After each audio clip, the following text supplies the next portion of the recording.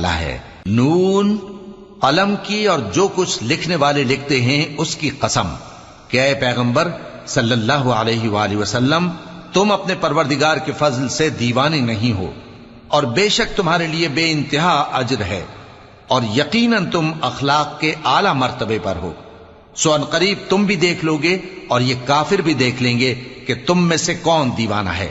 تحقیق تمہارا پروردگار اس کو بھی خوب جانتا ہے جو اس کے رستے سے بھٹک گیا، اور ان کو بھی خوب جانتا ہے جو سیدھے رستے پر چل رہے ہیں۔ تو تم جھٹلانے والوں کا کہا نہ ماننا۔